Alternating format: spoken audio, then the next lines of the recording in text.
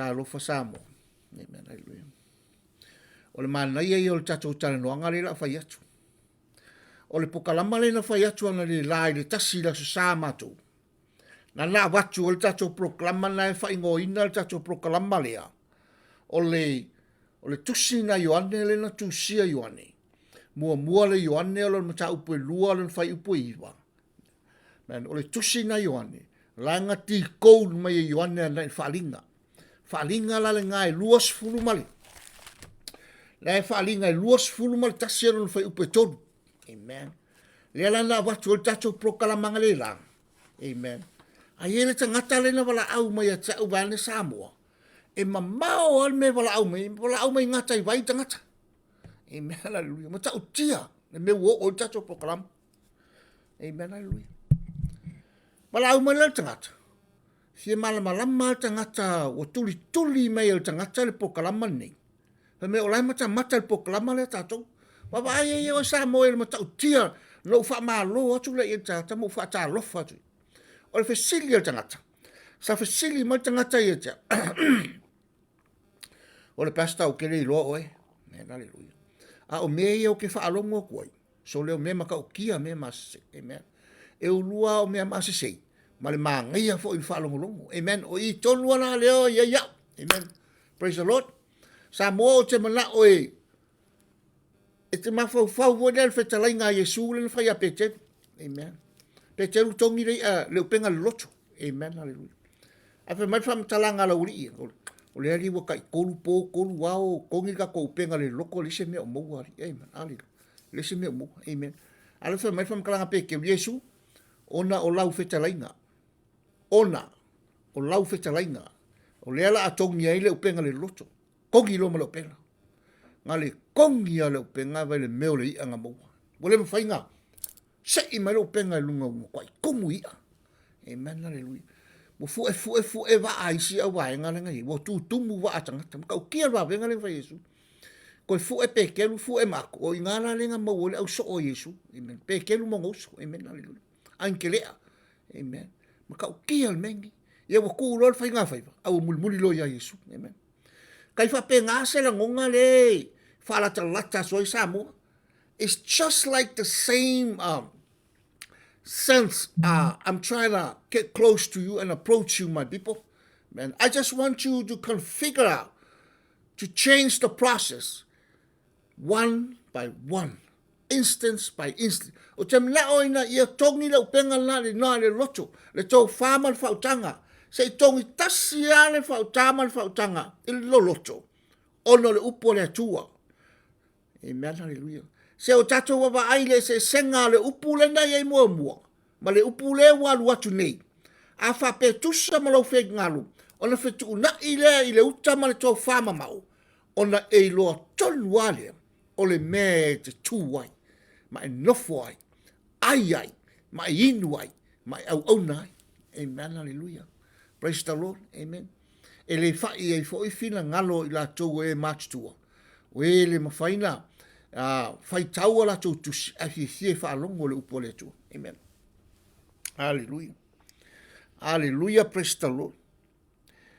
Ea. Samoa. Ona le la tato proklama le na lato le la tai au. Amen. O le na utala noa tua i le tusi lea. E wha pere tato au tu. Emmanuelu. God is with us. Amen. O ia te i tatou le atua. Amen. Hallelujah. O le mafuanga le inga watu le mata upu le tatou. Le wa mata na wha solo le tatou mata upu. Ina ima whai e fo iona tatou wawa ai. Langa e lo loto le upu le atua. E whai singa onga o ngā o le mata upu le o te tala noa tua i ate oto. Peina o whai atu i ate oto. E na o mea fōua me ie o atu. A le mata upu le tasi o tala noa tua i ate oto. E la veia i maisi mata upu e so o tai uma i lau tala noa. E tau uma mata upu ne e tasi le me tasi. Amen. Hallelujah.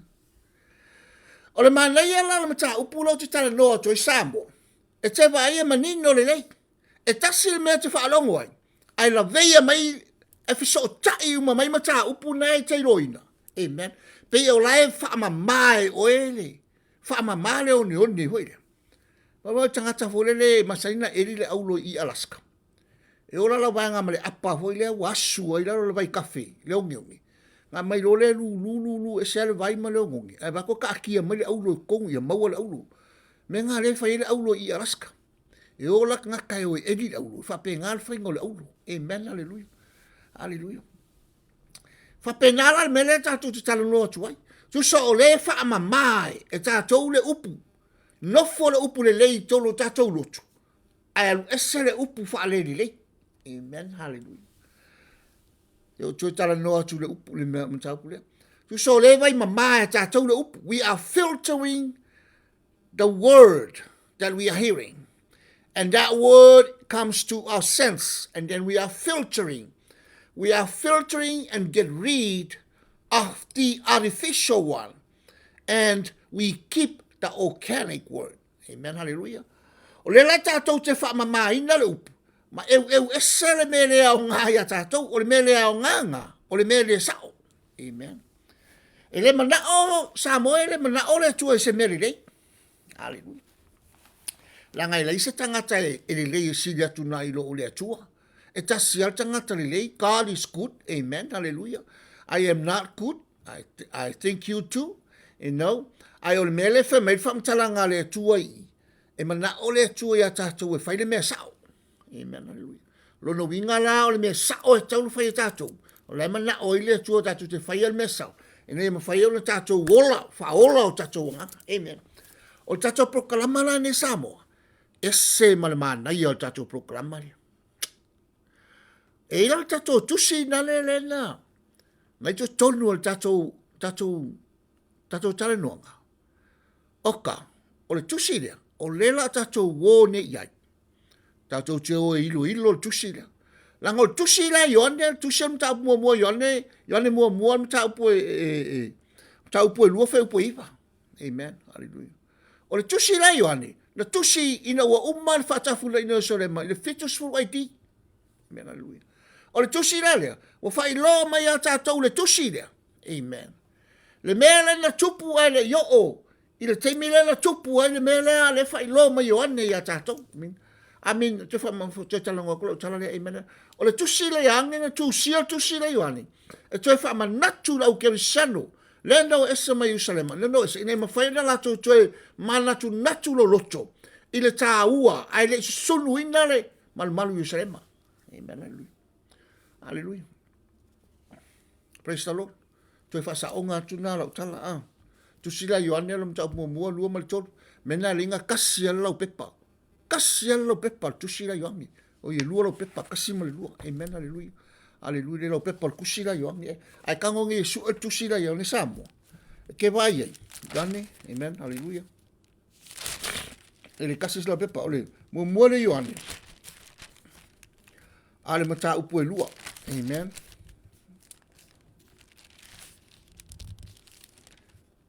See that? Tusi la yoane, Hallelujah. Mua le yoane. Mua le yoane. Alo na mata upu e lua.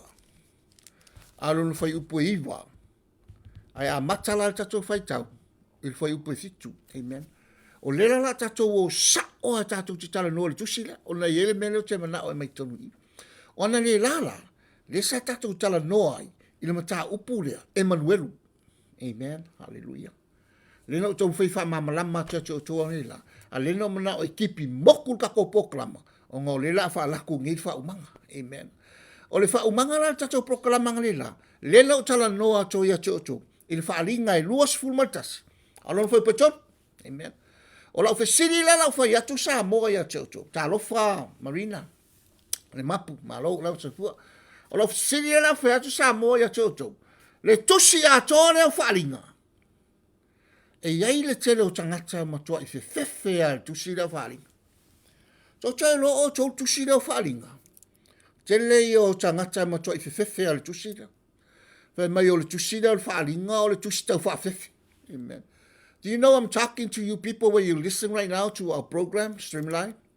Many of the people, they have been threatened by the book of Revelation. Not only they were being threatened by the preacher, using various depiction, movies and pictures, various revelation interpretation, misquoting, and all the stuff like that, especially the Antichrist. Amen. Hallelujah. E kere ka ka pala ai kusi na faringa. Amen. Hallelujah. Ile kai mi o kere isu er kusi na faringa. Amen. Hallelujah. O ke kala ngo sa o kwa sa mo ya ke ku. E ile sko inga ngo. E ile se fai au nga maka kia ile sa inga Alaska. Fa makala la ka ngaka nga le fai au nga. Ia ini nga pu ia siku.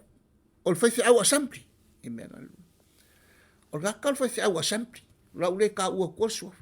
Sole. Pe o le pi kau sole le.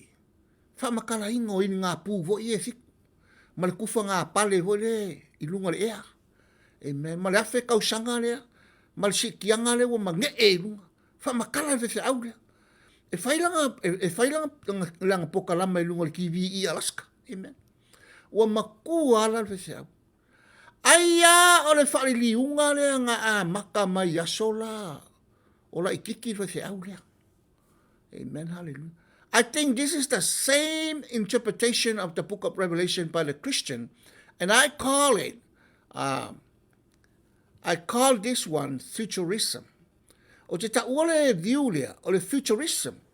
O le tangata fo ilea wana whaali liua wha solo a koa le kuspaia. Wa whaali liu whaale anganga a toa tuspaia. Hallelujah. So tango e watu whate ta inga le Samoa. Amen. Hallelujah. Hallelujah. Talo whataela se te whanu. Malo lau safu. O le lau tama whai e watu le whata ita inga. Amen. Hallelujah. O le whaliliunga tuspa ia pole, the interpretation of the book of Revelation. We cannot interpret the book of Revelation, the entire book of Revelation, spiritually. Ele mawhairun kako whaliliua kusio whalinga. Whaleanganga a ko alapa. Le ai. O le kusio whalinga. O le me ka o le mori mau.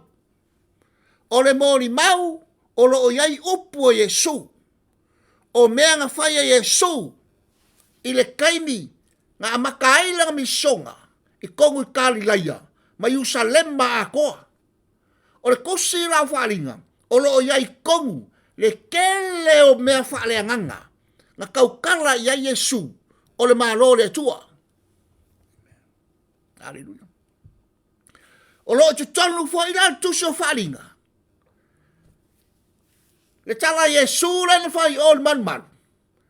E kalepe na ia man. Fale o nga ko man. Fale o nga kula fongo sfu. Fale o nga makula fongo sauninga. Fale o nga mal fenga kwai, sui mal fenga kwai. Amen. On kako ngā luluelea, il whenga inga fau. Amen. Hallelujah. O lei ko kongo kuse wharinga. Peilanga u whai aku kai mi mua la. O u whaalongo longo la le whai se au a sampilea. Longo whaali liunga la wini ngā pū vo i e siku. O mara vo i e siku. Amen. Oka ese le manga i aso. Hallelujah. E o sofa ngua vo i e pae uli ma sama. Allah. O le maa ngia rau whaalongolong. My God. Peo le pikau kau. Amen. Ai ko kei lo Samoa. Ko tele kele ka ngaka o rengo ngofo mal whaliliunga rea. Amen. Hallelujah. Ko kele ka ngaka leua ngofo aile. Ngofo aile awa onga rea. Ngofo i kongo ora ko roto. Amen. Hallelujah. Ai ora ofesiri. O febe nga maua mai aile ko inga view lea. My question is, where did these pastors get this kind of view in and disbelieve? O febe nga maua Amerika ko ngunga rea. Amen. Hallelujah. Wa e fesili mangai kali. O febe nga sawa i malmenga i keiro inga. Ngai wa kau kala mai. O ke mako i au i lia o ele menga maua mai ai ele view lea. O ka anku u malo lima. Ko kongi malo pasise. Ka o le mea nga o mai iau. Amen. Ngai fa singore ya ke oi. Ele se mea kau ngofie. Amen. Hallelujah. Hallelujah. Ai ko kei lo Samoa. O le meanga o le kupu ngei. Amen. O lea. Le rape ngo whai aku, le whai ngo fie ngo kango i fola aku le upo le akua. Langa o lo nguku o le kele o mea fou le iai. Amen. A o mea ngai kakikia mai ngai li ngai kua le vai. O mea o lima sifu kausanga wa kua ngai. Amen. O le wainga kuai. E le koe kuua i kukongu o le whangu pau fou lea. O le whangu pau fou lea. O le malu nga whai e le kua i o ngā Amen. E le koe ukua le wainga kuai le kukongu o le malu fou lea nga sau ma Yesu. E le koe ukua. Amen. O le upu lea o le upu kuai. Amen. Amen. Al kaimi le nga sau e Yesu. O fou uma mea. Hallelujah. Lesa mea koe kuai. Amen. Hallelujah. Praise the Lord. O le la sa moa le la ukalangoa ku whapea ki oi. Maka ukia ke le mea lea. Kou kei lo o kou. Kalu maingo uloku. O ke le kaukala al kusi lau whaalinga. E whaalongo longo o kalinga. Amen. Ngau su e foi al kusi whaalinga. O lai a makala su e ngal kusi whaalinga lua fe mare wha. Amen. A lai le o yeisa ukal kongunga i le o malamalam. Anga ule sau nei Alaska. O ke rei loa. O lai ei ngaka lai malamalam al kusi whaalinga. A o lai se el mea lai ma fau yai. Amen. Ma o sau nei Alaska lua fe malfiku. O ke sau. Ma kua maaki ara o ma fau kusi whaalinga. O ke re kalangoa i ka ngaka al kusi whaalinga. Wa ulol me le kupu ngai Alaska. E se le whaalili ungai. E whai au Alaska. O le kusi whaalinga. Wa musu lau ke whaalawe lawe i whai au Assembly of God. Amen. Hallelujah. Ai ko sei whai alako. Ai se o baba ai. Pe inges ka ngaka e kukusa lako mangaku maun ngai. Ko kei lo Samoa. Nga le paua le o whai au o ke whaalongo iai. E kau kala le whaliliunga o le kusi o whaalinga lea. Iri ngā pū ia ma mala ia thiku. Ma sofa ngua ia. Ma mea umare ko le kusi o whaalinga. A le kere o whai au. Ma kua le fi kalangoa le kusi o whaalinga. O le whai e sea. E el ko ngunga ka le kusi o whaalinga ma kua i whai ngaka. Amen. Ia, la le ala. E la unga le whai au e susu e kulor kusi kau kusi o whaalinga. Koe kapungi. Amen. Kapungi. Aro ngā wusu ia e makai o. Su e makai sea. Whai mai kal ko ngunga i sea waenga. O kusi o whaalinga koe ka whai ngaka. E le malama Jesus. Amen. Hallelujah. Me foi ngā wakele ngā alo sore, whai au mal kusa whaalinga. A whao ngā kusa whaalinga. E ngā o le asu e kusi fo i e rei ei mau hoi. Sei mai mau kai kasi hoi. Amen. Ia ngā whao ngā ra i e le lau lok. Whaaliu mai la i e le pingi lau lok. Ai o le kusa whaalinga. E le whakakau o ia kaku. Hallelujah. A whapea foi ngā ke whaalongo mai ngai ka.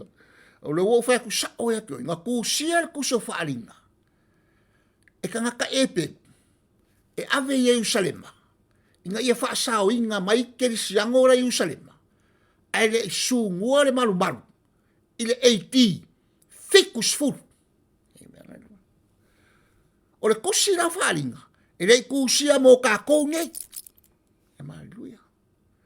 Pia ngau whaia. Le lako whaalongo ngei le kele o mea fau le lako lo nguku. Amen. Wa ko whainga le kual kaimi. Wa kaunga ka uaku mea ia ke oko. Amen. Hallelujah. Hallelujah. Mai lenga wa ufo i o le karango o le kele o isi palangi lenga o ngayo. La ko whaasala lau o le maka upu le.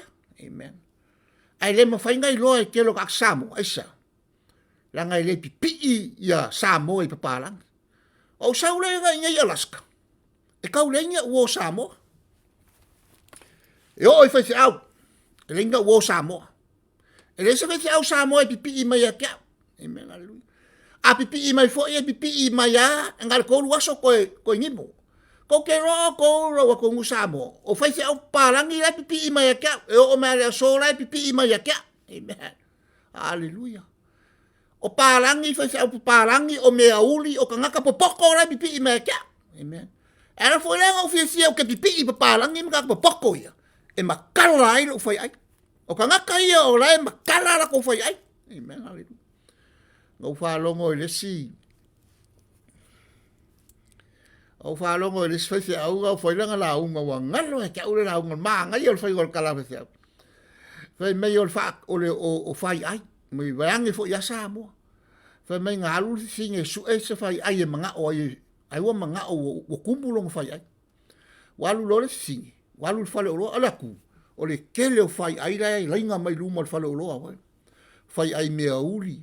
Fai ai Filipino. Fai ai Sainga. Fai ai Samoa. Fai ai da brain. Ya. Ai filo ya man fai ai o Samoa. Ake ke lo kunga. Ola. So le kaunga kao fai ai papa. Papa langi so. Amen. Oi. Kaunga o fia fai ai le. Amen. Kaunga o fia ia fai ai umara ia kaunga o fia. Amen. Ai o akul fai ai o Samoa. Sorry. O le kaunga ka ia so. Ako la ka ngaka mafisi. So la me mo kaunga ka ai fai ai o Samoa le i me. So al manga ia fai ngol la unga fai. Wala ikiki alga. O ke makua mama le saula. Manga ia ia maka upsisili mele ka o le theology. Ole me ka o mele ka o le theology. Ole kala fa oko. Ole me ka o le proverb, metaphor speech. Okay. E mai lai fa ngai o ele maka upsisili dia. Amen. E mai fa ngai fa kusa ele upole ko. Fa mele fa makalanga ngaka. Ya ke o mali mai o kulo la singa. Fa sino fa kulo la mo ka ngaka fa ai le os ka sa mo le al sa mo o ngal fa ai. A mai kala fa ka olo. E lan kaunka. E fo wal fa ai. E le fa nga. E le mangi me ko ko. E o ko wa ai le kaunga ka ke le ma fo ka sa mo e. E sa mo ro ko sei. O ma li e foi ngal kala fa au le. E men fa kulo foi pe fa pe pa o papa kala le fa se le ka fa le ka ko example. O mele ka o le metaphor speech. O le kam fai ka ko i nga i me ko ngul me. Nga ye fa mala mango fiere u pole ku. Le ka ko nganga la kamai. O longa winga la. O le kelo ka kasamo. E le ngi me ko ngo mafau fau. E le se u pole ku o yai. E le se mala anga fa le nganga o yai ko. Amen. O la empty. Amen. O le manga o miere makua yuku le upu o le kua. Amen. Hallelujah. Ia kumbu. Amen. Ai uku la le upu sao. Au upu le upu sere kong. Iwa suma lima le upu la e whaalua fesasi. Ai kasi le pasengi. Ai iwa su lima pasengi le whaalua fesasi. Iwa pasengi le whaalua fesasi le mawau. E le mau ku le upu le. Ai kasi le pasengi. Le mea lai mau kingoa. Amen. Hallelujah. Praise the Lord. Pei fala mela mo talo to sa mo le sile. Amen. Hallelujah. O le kusa whaaringa. Amen.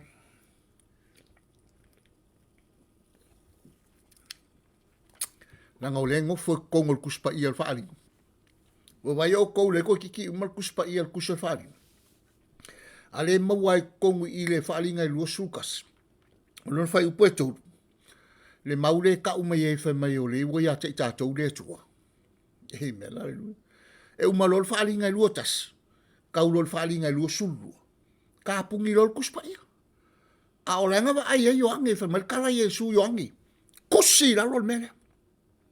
Yoangi kusi la. Amen. Kusi la. Ma upu ia lo fa ka ki. Ngo folo yoangi fa alinga lenga wa ai yoangi. Lusu kasi long fa upoko le la ko ri da ko mai kala yoangi. And I heard a great voice out of heaven saying, "Behold, the tabernacle of God is with men. And he will dwell with them, and they shall be his people." Amen. And God himself shall be with them, and be their God. Amen. Wa vai sa mo me lenga kusi yo angelang kusi. Amen. Hallelujah. Kusi kon falinga. Or kusi la le yo angi. Ma fai ele ko ia Yesu, le falinga le lenga ngalo yo angel moko pakapu. Amen. Or kai minga, ongos fulma le ongo kausanga yo angi. Hallelujah. Ongo suma le ongo kausanga yoangi. Ongo suma le ongo ia kusel kuspa ia. Amen. Hallelujah. Wa vai makau kia. O mori mau o kusi e loa inga kusia kusia falinga. I le ongo suma le ongo e ki. Amen. O isi ka haka si ser kausanga le fe mai ngala ko kusia kusia falinga. Isi ka haka mai nga kusia falinga le iwas furu le ai. E ai. Isi ser la ko kalenga. Amen. Me foi ngai la uoki a ko ya al mea. Amen.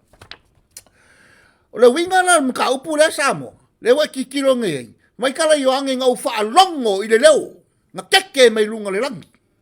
Wa wala au mai le leo. Fauta. O le tapeneko le atua. Amen. O le wa i tangata. The tabernacle of God is with men. And he will dwell with them. Fa mai o le anofo ai le atua i tonu. Kapengeko le. O ai kapengeko le. O le kangaka. O oe. Ma. O le mele fa yange le tua ya Yesu ya Yohane. Le motu patamu. Kusi la yange le mele. Amen. Kusi la yange. And God himself shall be with them and be their God. Afa mai fa kalanga al mele Yohane. Fa mai. A o le tua. O le a yai fa atasi matangata. O le a nofo le tua tono tapeneko lea. Na faye le tua yona lima.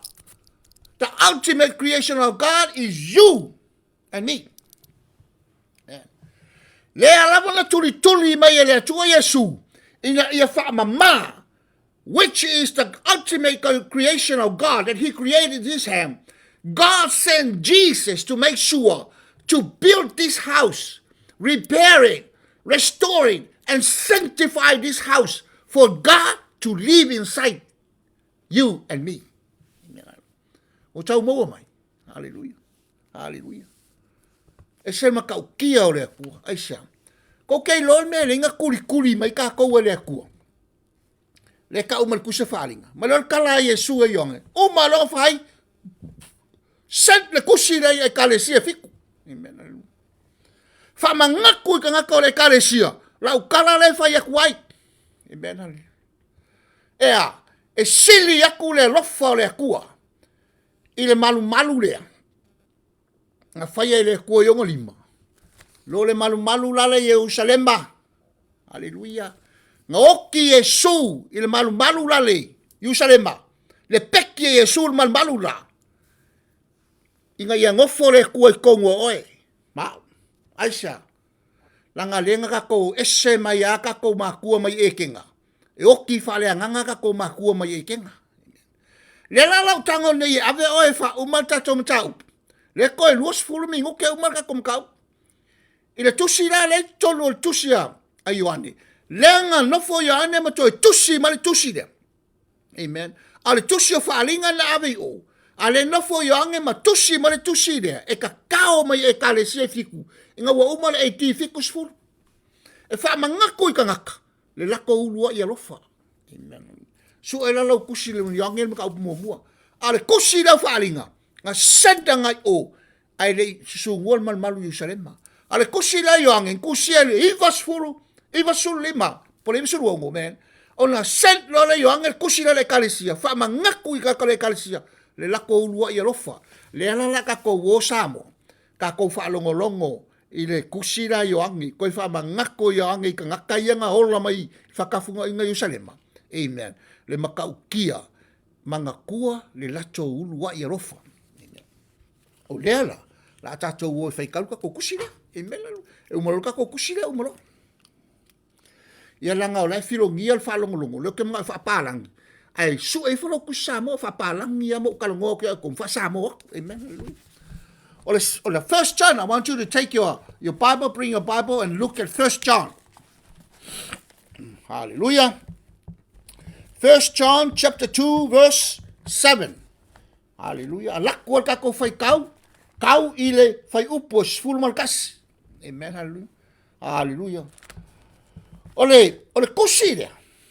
Kusi la Ioane. Mai wha upunga la iei. A maka malika ko whai kau whai uposiku. Amen. Ai kilo sa mo mai kankanga ili maka upo lua. Amen. Mua Ioane. 1 John chapter 2. But we're going to start reading from verse 7. Ai kilo whai mua la iei.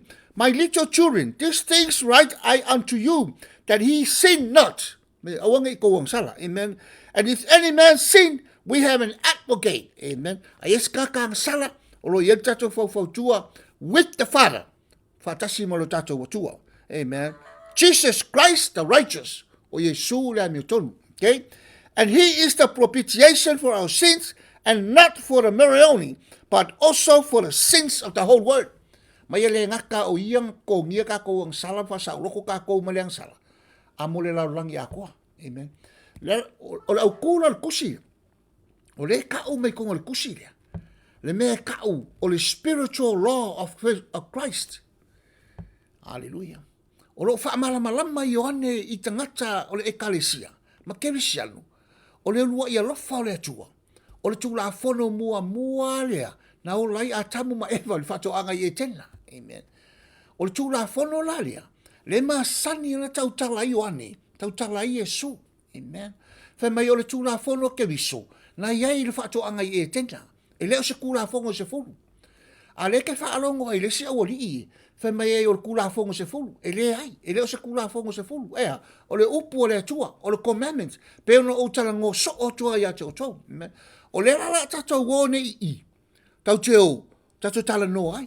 Le lau te mana o e ave o le whai upu e fitu. Aleluia. Wha mai le whai tau wina o le whai upu le fitu. O le whai upu le fitu e tau le whai upu e sifuru madlua. Sumalgim. O le meta o le first love. O le first love. O lo lua i alofa. Lai tusi tolo le ekalesia lo tikaya. Le ekalesia sumena. Amen. O lo lua i alofa. Ia e mana tua lo lua i alofa. Amen. A o le tolu i tusi o yani. Aisea. Langa tusi e whaalinga. Na tusi na ave ekalesia fitu. Whamanatu ia e Ioani. Whantala Yesu ia Ioani. Tusi lalo tusi lea. Ia ave ekalesia. Whamanatu ia le lato ulua i alofa. Amen. A fai u fale nganga. A fai u fale kingo. Amen. Hallelujah. Ai awang ia alu le ulu i me fale kingo. Ai alu le ulu i me fale nganga. Aisa. Langa o la kou o kangaka o le malo le atua. Amen. Hallelujah. Hallelujah. Kusa rar kusi whamanga. A o lai e ko kongu le a koanga. O le alofa o le atua. O le tū la fono a keriso. The spiritual law of Christ. Amen. Hallelujah. Ma aida oe, le la tatou whai tau mai whai upu e fitu.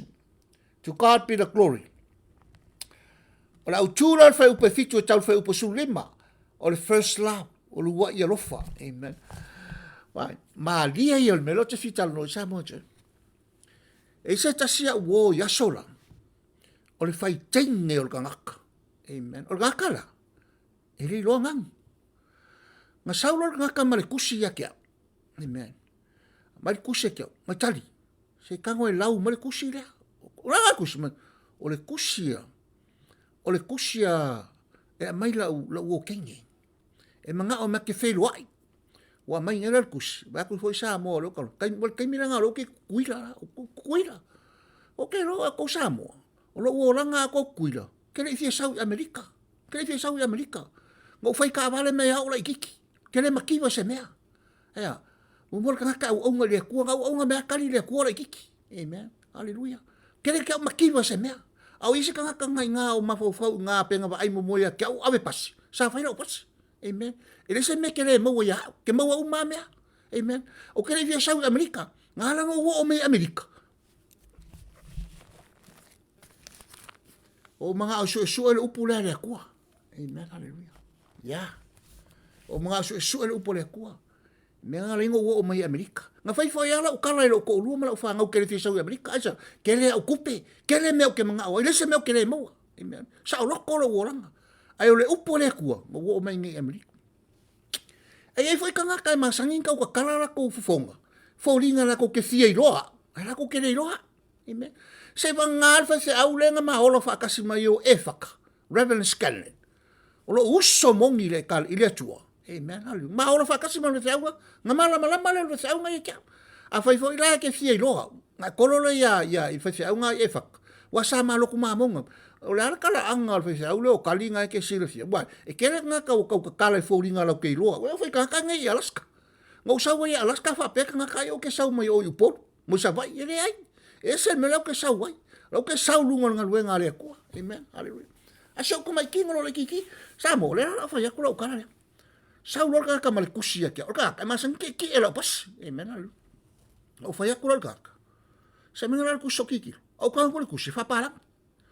Au ki lo kula kusi. Ele se aso. E ole ne mela le kusi. Fe me fe kawi ole.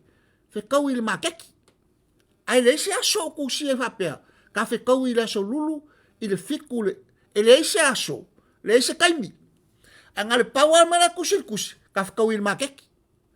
Ya. ka uma koe o lo ofu la moanga.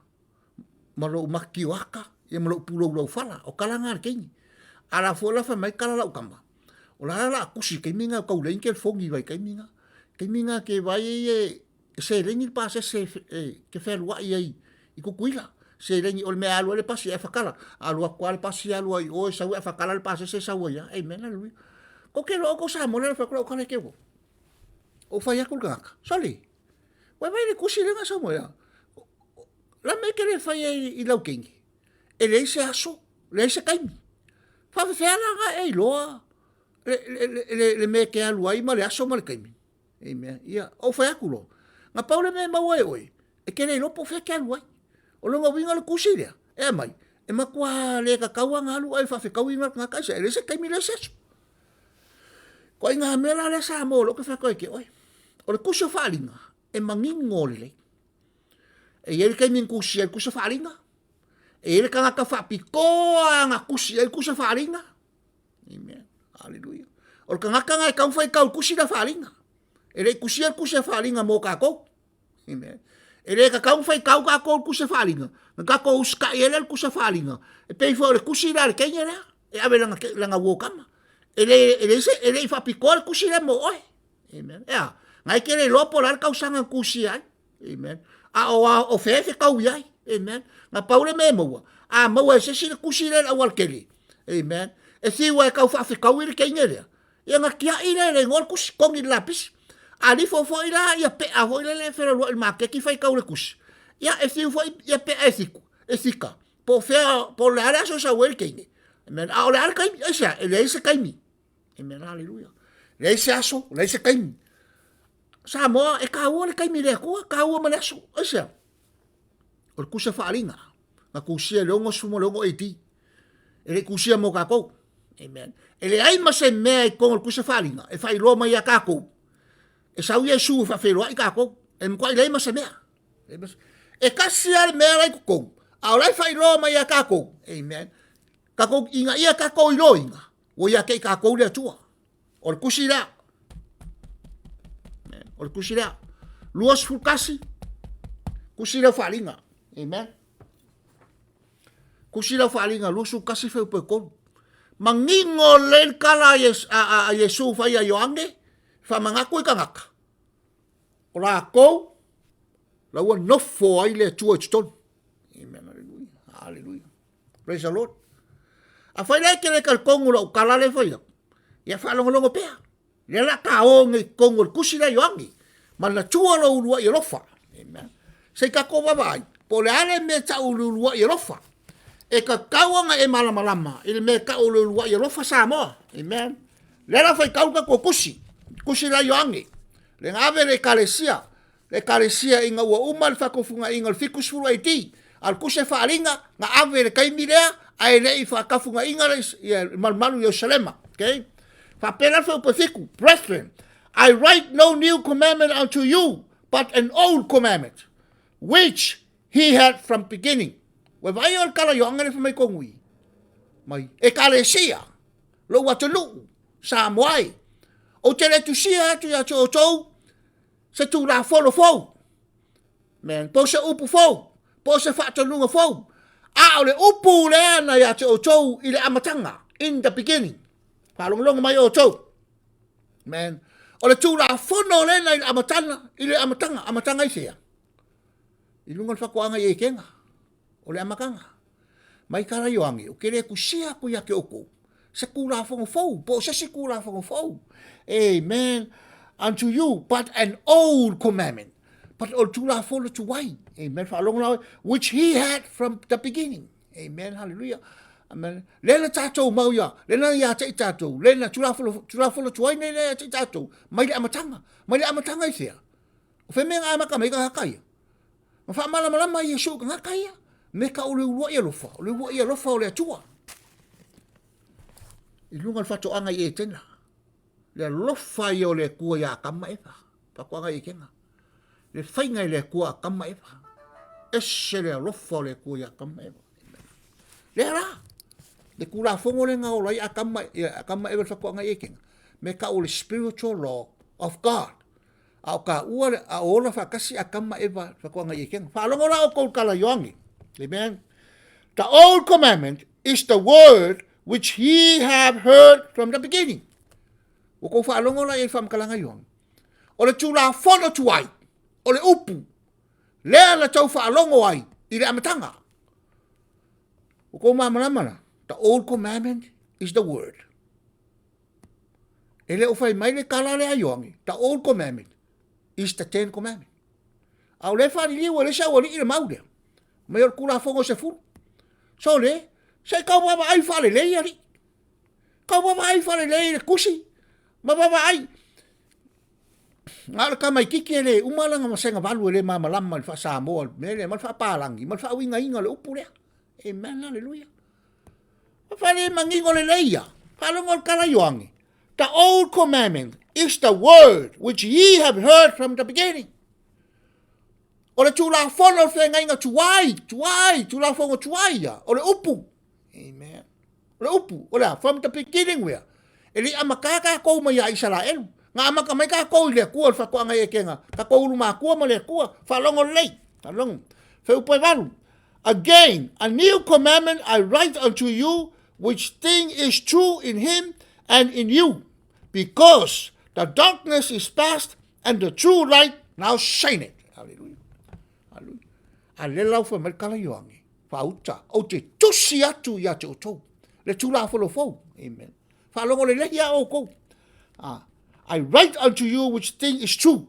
Ma tau ia te otou e wha maoni. In him and in you. E wha maoni Yesu. O ia te tonu ia te oe. Le manga o yoangi e malamlamanga i ko kongu Yesu ia ke oe. Amen. Lai ko kongu Yesu i e kalesia. Maka ngaka ke sango lai kongu Yerusalema. Puruki ia yoangi le kusi. Esia. Langa le whakongunga Yesu. Amen. Hallelujah. Ngā makula le kusi ki kiro ngaka ia. I loa ngaka ia. O Yesu e onga le language lea.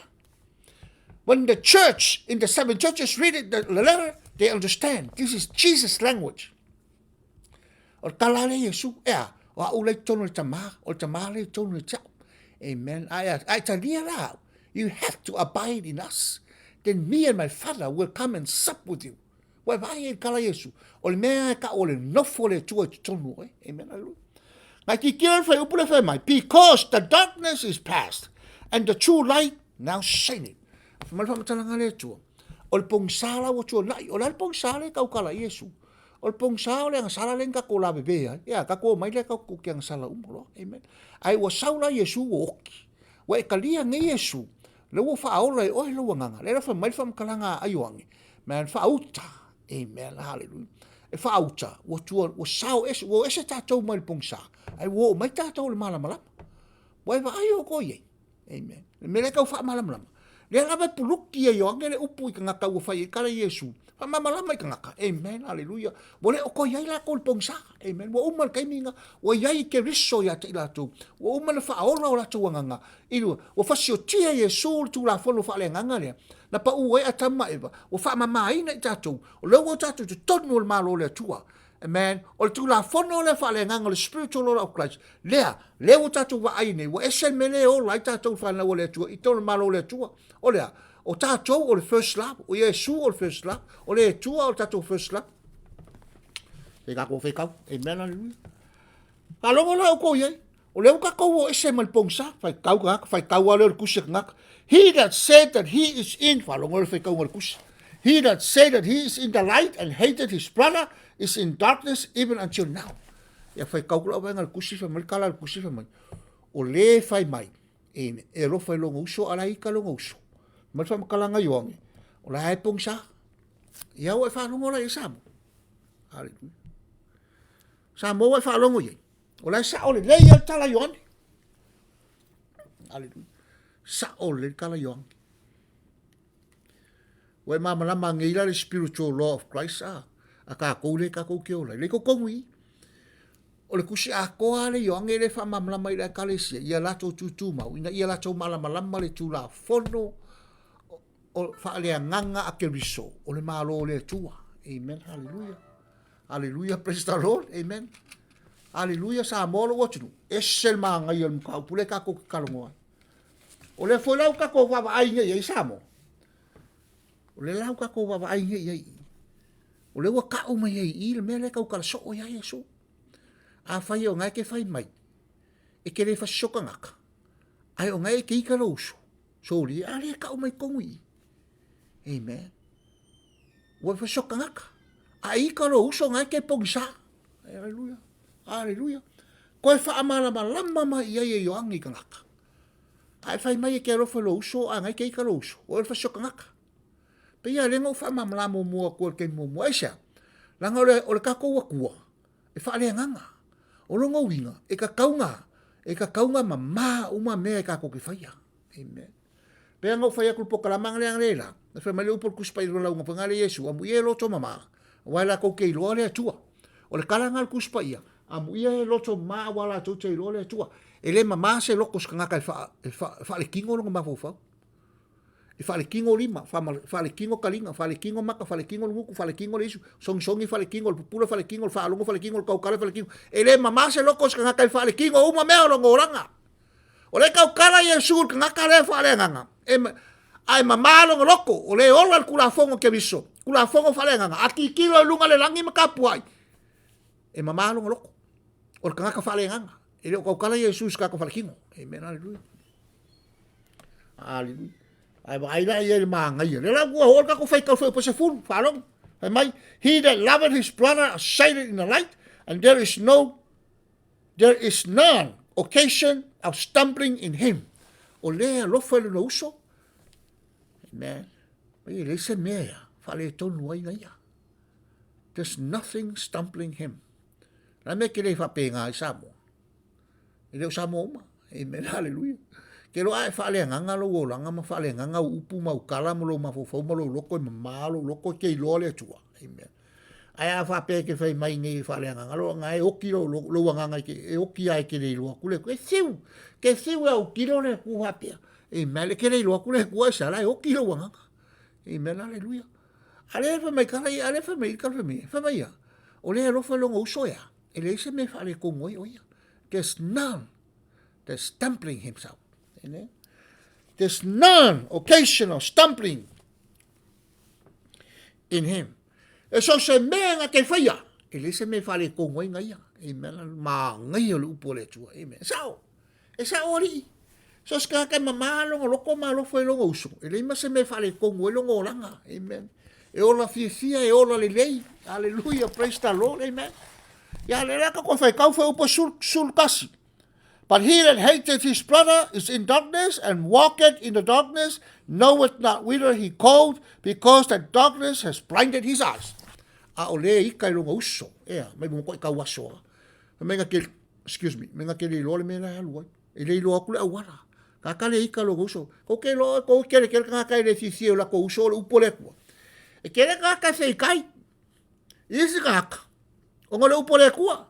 Ele ngaka nga fei kai o la mala malama ngaka nga le upo le kua ko fei kai o la foi pe pelos ngaka le upo le kua ki nga le mala malama la fei lava ko fei kai o kala la fei yaku ile la unga ngol upo le kua emel o le ka o mai komui a fa le nganga le fei mai la fei le ke kai lo uso so se mea o le ngaka ma ko ika ile se nga uso la e o lo ka pa amen. Au lo ka paara ga kara u lo ka lange oela ke le lo ke vai la mo ko e kara ka o me foi nga ka ngai lo au lo ka pa o ke u lo ka lange ga kara le u lo o me ka foi se ma fo amen hallelujah aisha langa o ka kara o la mo o la le fa le nga la ko o king amen a me fo la nga ai u lo ka lange o ke fa ku sa o ya ke vai se me ke u lo ke u lo ka lange amen aisha la ma fuanga la ma fuanga la ngole fie ola ngaka le la ngole kingo le ola ngaka le ole nganga le kongu le ola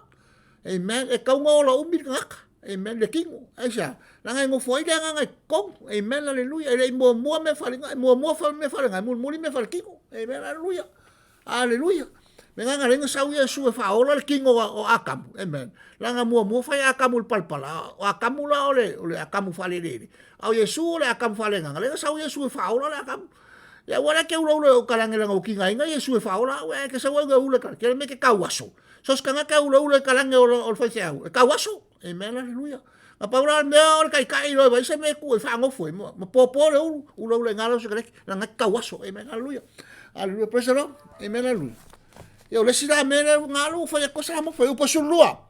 I write unto you little old children because your sins are forgiven you for his name's sake.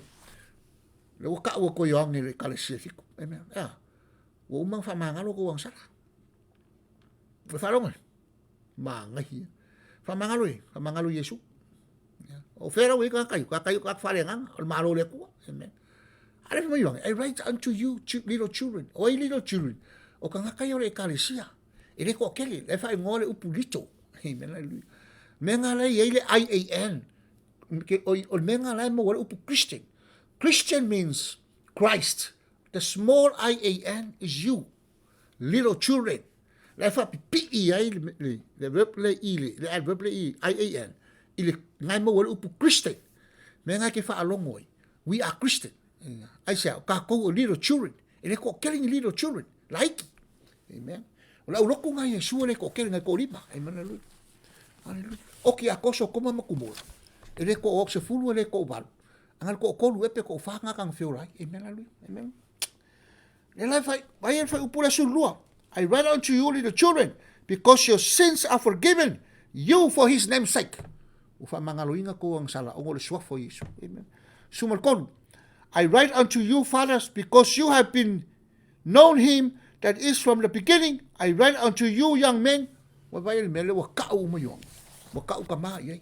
Wa kusia ku kama ya ke oko. Amen. O ko ngai ko ke malama mai la makanga. A kamu mo le ku ma eva.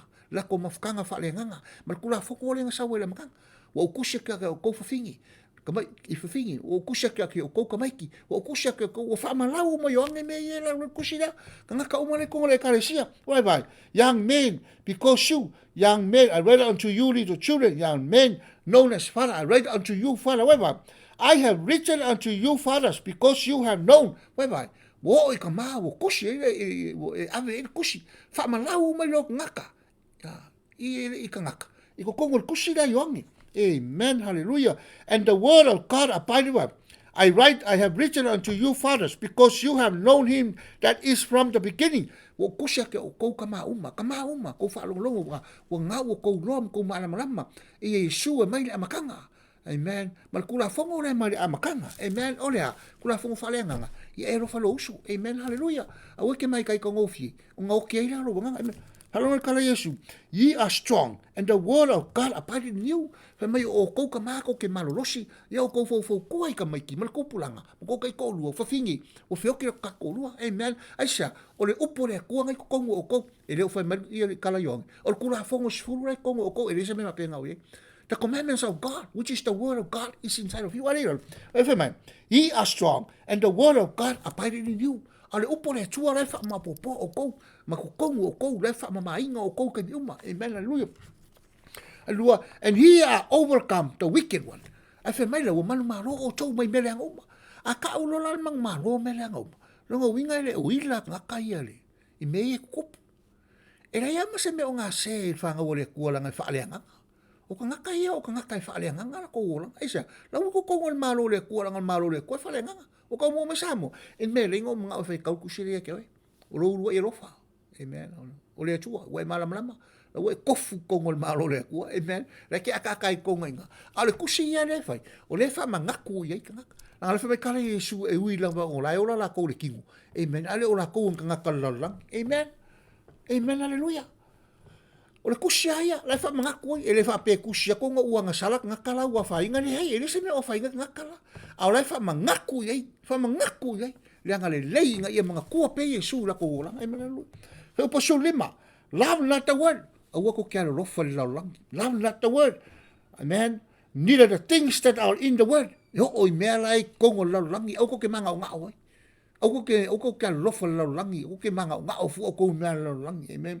If any man love the word, the love of the Father is not in him. Ai se o ko fifia laulangi, manga o ngā oi mea laulangi. Amen. Lo fa ku sa ole me kala yoang.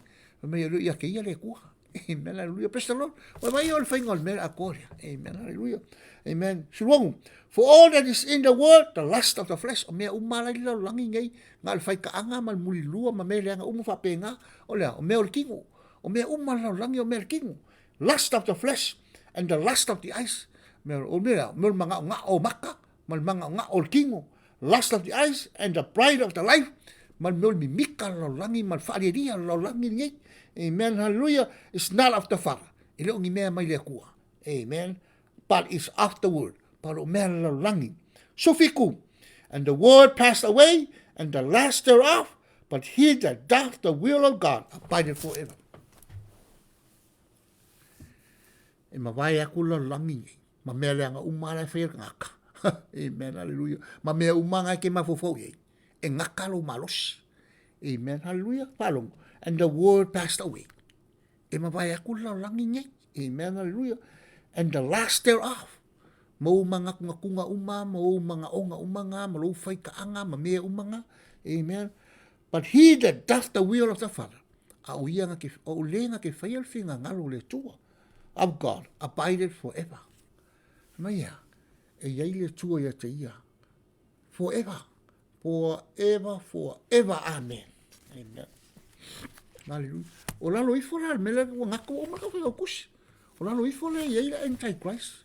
Le wa ka wa ye le singa fa ma o minga ka o ko ye ke o ko o la lo i fo kusi le ka ko nga ka ko fai ka pe a fa o pero fai ka o nga ka wa ye yo anga Antichrist ka nga ka ya te ma ka o ki o anki ke riso amen ka nga ka ye ko mu Jerusalem fa ma ka le yo anga Antichrist le lo little children, is it the last time as ye have heard that Antichrist shall come o la saul anki ke riso ele o ka ko la le me le kusi la ko fa lo ko mai ele o kusi mai o anga ya kako yo fera lanki ke riso le sa kako le yo kusi nga venga o Jerusalem amen le o kala yo angi e kalesia yo ko man ko anki ke riso le al wak amen ele suinga mal malu Jerusalem al fikus fo amen hallelujah my little children, it is the last time, and as ye have heard that Antichrist shall come, even now are there many Antichrists, whereby we know that it is the last time.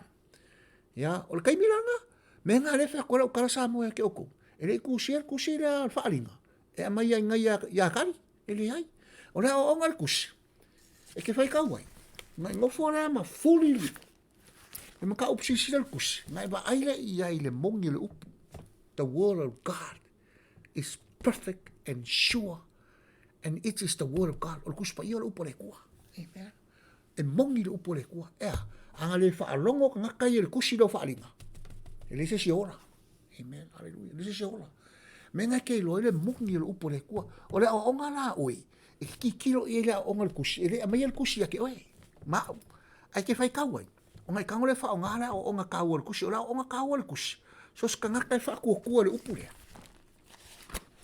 e kele kanga kanga fa ku ya Yesu o kele kanga kanga ngoki Yesu ko ku mai lunga sakau feola uma nga wakanga amen hallelujah na kopul mele el kemi le kongo makai o sufi feola uma nga au kanga ka uma le kal kongo Yesu men nga feoki mo kwa aki ngu ngifo nga va ai uma kanga ka inga o luluma foi le kongo ku se ke salonge mo le ufa li se la o le fe mai ka ko ke va ai nga ya Yesu la sa ulungo ai le ai ale o mele nga kopu korkoka le makai o sufi fa le nga a ko al me ngai nga fa ke pa le ko nga ka le fa sa ko lo Yesu o lo sa Yesu lu ngo pa fa ki lu ma fu veke uman a ku mai lu nga nga ka.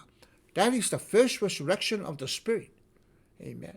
Fa mai wa ku nga ka fa fe lo Yesu o mo aku o Mose wa ku nga ka mo Yesu le ai pa ia ala kilo makala au fika man fika uma makakai fa mai kalo woi ka fio lai e moni o io le tani o le tua ko e woi foi lai sa mo lo waju ai woi ke ia woi ke ngo fa ka ke o kusida fa alinga le se me o ka uma ia e se end times po se ungo lo langi le se mea o kusa fa alinga. The book of Revelation was written by Jewish people for the Jewish people, for the Jewish Christian and few Gentile Christian, amen, and send it to the 7 churches, amen, hallelujah, hallelujah. It's not for us, it's not for the end times of us, okay, but the good theology, but ole o onga mo kako wa ai le ai ile moni le upo le tua, how perfect and sure and true of the word of Jesus Christ, amen. Longa winga la kako O fele upu ka ko whakoku. Ale wi ko kongui. Right here. Ka kaurang ka ko kal kongu le mele nga kupu ya songa. Ale sungu nga malmal. Se lau fasu mal fafe ka ngaka. Mai ku ai nga se esau. Nga whaorai nga mai kongu sa lema. Amen. Hallelujah. Ala mo falo wes ka mai o le fa inga la ko roku le pe asau Yesu nga pa unga le ekalesia. Se lau fasu fafe ka ngaka la ko ekalesia fa ola inga pa wanga o le la ko ekalesia nga le remnant. Le ngo foi ka ngaka lis ka ngaka kakasamo. Maka wala ko roku le remnant church. Fa inga la ko. Nga fa mai nga ola ko wa ngaka nga e mo wala ku sole. Mo ka se kele nga ko inga me. Sole ku se fa ringa le ama ya ka ko. E lo ka ko ngi remnant. Aka ko ke baba ai fare le yai e mai ai la o ngo ka ko amen pe fa maka e ave ka ko mangi ramen pele ai pe ale mo fa inga fa ora lo nganga lo fa sa o ngai o kilo nganga amen praise the Lord e wo mal ka ko ka amen sa mo lo watch o ka ko ka upul nga amen hallelujah e pu u alga kom kau. Wai ma ai sa mo el melengo ko foi fa mamla. Ti ko de yo angel ku so falinga. Luas fu mal ko lu fai upo mo mo. Amen. Kasi male lua. Mal ko. Luas su kasi lua mal ko. Fa mala malam mai ka ka le kale se fiku. Amen. Hallelujah. Maka ngaka yang fa ola inga mai Jerusalem e fikus fulu. Amen. Hallelujah. Hallelujah. E o me ngare nga kupu samo ka ko kio ngil ka kwal ngo wa ba e fiso ka i mo me kal ngo ki ngai el kal ko ngo ka ngaka me foi nga linga kuli ke lo ngaka le rapcha o ngo yoangi amen o le upula le kua e lo kon fa singo ka ki oi ai ku ku se falinga la o ki uma ya ke lo ngaka fali un ku se fali e fali se ngaka ku se fali e lo ka ngoi okay kilo ku se falinga fe upu mole mulia. Falongo le leia o e faingol foi kaula kusila. Fa mai kala foi kaungal kusi fa mai. And if fa mai kala Yesu fa mai yangi. Au malonga kusi le. Kusi lo falinga le luas fuma lua. E menga kanga le saingil kusi le. Ma abelo le kusi le kale sefiku. Amen. Fa ilo e kale sir mena la kup. Na ki kilo le fa upu le luas fu. Fa melo fam kalanga Yesu le yangi. He which testified those things say, surely I come quickly. Nga mga kusi. O foro yung kusi lalo mele kong al kusi. Amen. Yeah. O le mele len kusi kong ngay lo le leia kang kay ekalisia le kong kinisiango le kong Jerusalem. May kong kalilay mo yukaya may kong Jerusalem. Amen. O Yesu ang wala upu le. O le. I come quickly. Ay siya. O le upu foi le o lai lo ay Yesu. E kangaka. Le mo ko ngak fa merkala Yesu. He which testified these things said, surely I come quickly. Mo folo yung kusi kong. Ele o ka ko mo fa Yesu. I come quickly. Le fa mol mole. Nga se. Ahora wali ile o ngale rapture. Mo folo wali mi fa mai. O le la come quickly mai Yesu ya ka ko. Sole. E fa mol mole. Nga se. Hallelujah. O mo lo kusi fa lo ka Yesu. Kusi la lo mele yo ngi. I come quickly. Tell them I come quickly. Nga sao. Yeah. Nga oki umar kelo ngaka. Amen. Au ka ngaka nga uska il kusi le ngabe. Kusi fiku ye ngabe. O le kusi nga fai Yesu. Le la ulaku o le upu. O Yesu o le upu. A fai la kele malama o le upu o Yesu. Ya o menga ngai kupu ya kako. Se ilonga kako ke vai wo sau Yesu. Kua kako kalkong. Sole! O le upu o Yesu. Amen. O Yesu la wai kukong o kako. Amen. Hallelujah. Lefa mai kala Yesu. I come quickly. O le upu la wal waku. O le whakongonga. Amen. Langa, ko ngaka ia ko akal malo le kua. E le fa alongo i papa maa. E fa alongo le upu. Amen. Hallelujah. O langa wingara. O le upu la wal wako fa ola la ko. I come quickly. Amen. Hallelujah. E le fa peora a fio Yesu e fa ola ngaka la ikensanga. O le upu la le kua i. I come quickly. E le mo ka ko. Amen. Hallelujah. Ia wa le la wa luos e la luos fu malkasi.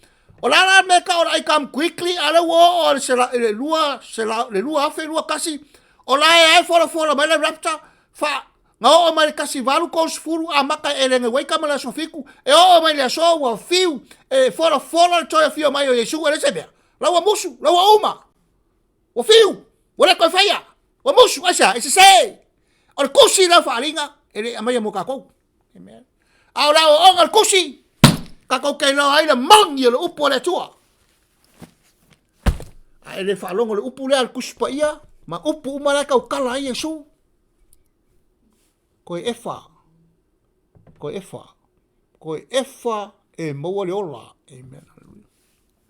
Ai sa, kere i kalkongu inga le upu. E ke oki. Pei al melenga kupu i kala le kua faya eva eva makam. O ke lua ai full laula. O le asa ke lua ai ke lua oki. Amen. Hallelujah. Hallelujah. Papea o ko ora. Manga ia mo le kalkongu le upu le kua. Ele kalkongu eva makam le upu le kua. Ngofo eva mai full up. Ala so nga ai full lau. Oki no. Amen. O loki la le ngoki eva. Oki fale nga. Oki eva. Nga pa ku vai lungo le palpala. Amen. Kiki loku eva le ku mai akabu eva la sa mo me ke mo ke ke. Ala nga ngal mele ka o ke ke oe. God is with us. O le wano fo tupu le tua tono tātou, lai lunga i kalange o le kua. E o mai le so, a kau lo Yesu sa kau lo koe ku, ngofo kupu lo. Kupu le langi, i le maalola le langi, koe kupu le lau langi, o longa maalo le kau mai konga le tanielu e lua, feu pe fasu mal fa, e le aise maalo e mfeng fa le ngainga. Le wa kupu le upo le kua, wa kele nganga wa faola. E o mai le oki e fa wavau, e le aise maalo e fa le ngainga. Aisa, o le maalo e fa le nganga. Ia whamanuia sa mole tua lo mai mole ia so tatou programa. Anga leile tua ia tau mala o tau whalongo. Ai moe fo le po fo se miti le lei. Amen. Ala whai fo ila ia inga luenga le aso tai au. Anga leile tua tatou samalinga ni tau sak. God is with us. We are te tatou le tua. Sao niuni fa le sa moa. E wala au mai le tua e tēlu watu. Amen. O le la tatou o le si tatou programa. Le la tatou tala noai. Il mafu anga mau ti tua. E le na fai atu la utala ia te oto. E le sa rapta. Ko sa o lea lava e lava lava ale rapta. O ngā o le se kero o le maka upu lea. Wa kele ngaka o se. O le ai oki ale rapta. O le maka upu lea ke fufoloa koe ke aku. E alia e me lunga le kele o mesa se. E me aleluia. Sa mora o fai kusa o ai e ke oi. O le keimi la unga le upu mongi le kua. E alia e uma i lunga me pipelo. E le mese me pipelo koe lafi lalo. E uma umanga langa i lunga me pipelo. O le langa ngai fo langa i lunga. Pu e afisi le upu mongi. Fui afisi vakas. E kongi ko lapis. E fa ngā ka kou mea. Le wainga fo. E mea aleluia. E le tua. E Samoa. Wa umal tato mata upu. Ai vai Samoa. E makau kia i al pokolama ngei. Ko ke vai so se keime kau kala ko ilo nguku ya ke o kou lo fa ngā lea. Ko ngā o mea fau wako ke fa alongo ye. E mea. Mo lewa kau sanga. O uwawa ai ileri. Ile upo lea kua. E le fa kau wa Samoa. O kou ia ke au. E au ngā ko i makua i usu e su e mai ea. Man. Nga i wha mauniro wala au inga lea kua. Inga ia o kau kala aku mal mau ki ngoa. Mal wha maongi ia ke o kou. I mea ia o ke kau kala koi. E mau mau ku kūre le ia o mangaku lea kua. E mea aleluia. E le wha kau waa o kou Samoa e lau pokalama. Mal muka upu le kau. Man.